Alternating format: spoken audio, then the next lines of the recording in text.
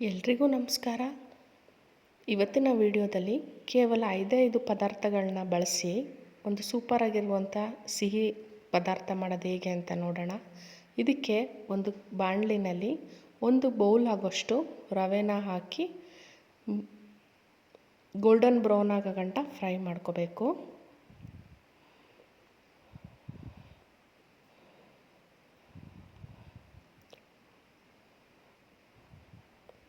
ನಂತರ ಒಂದು ಪಾತ್ರೆಗೆ ಸುಮಾರು ಅರ್ಧ ಲೀಟ್ರ್ ಆಗುವಷ್ಟು ಹಾಲು ತಗೊಂಡಿದ್ದೀನಿ.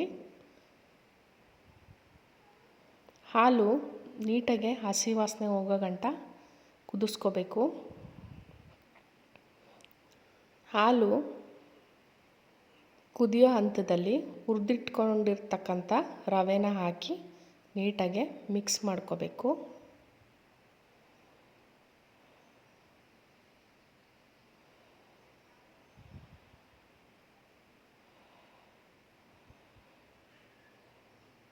ಇದಕ್ಕೆ 1 ಕಪ್ಪಷ್ಟು ಹಸಿ ತೆಂಗಿನಕಾಯಿ ತುರಿನ ಆ್ಯಡ್ ಮಾಡ್ಕೋಬೇಕು.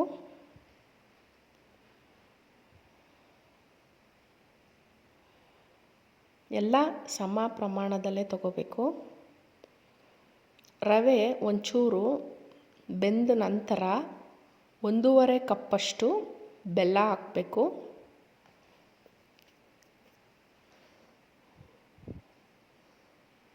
ನೀಟಾಗಿ ಮಿಕ್ಸ್ ಮಾಡ್ಕೊಳ್ಳಿ. ಬೆಲ್ಲ ಒಂಚೂರು ಕರಗಿದ ನಂತರ 1 ಬೌಲಷ್ಟು ಅವಲಕ್ಕಿನ ನೀಟಾಗಿ ವಾಶ್ ಮಾಡಿ ಇಟ್ಕೊಂಡಿದ್ದೀನಿ. ಇದನ್ನು ಆ್ಯಡ್ ಮಾಡ್ತಾಯಿದ್ದೀನಿ.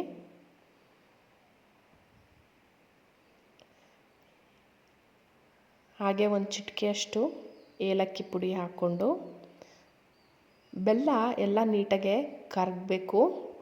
ಹಾಗೆ ಕನ್ಸಿಸ್ಟೆನ್ಸಿ ಸ್ವಲ್ಪ ಗಟ್ಟಿ ಆಗ್ತಾ ಇರುವಂಗೆ ಫ್ಲೇಮ್ನ ಆಫ್ ಮಾಡಿಕೊಂಡ್ರೆ 5 ಪದಾರ್ಥಗಳನ್ನ ಬಳಸಿ ಮಾಡಿರುವಂತಹ ರುಚಿಕರವಾದ ಸಿಹಿ ರೆಡಿ ಆಗುತ್ತೆ.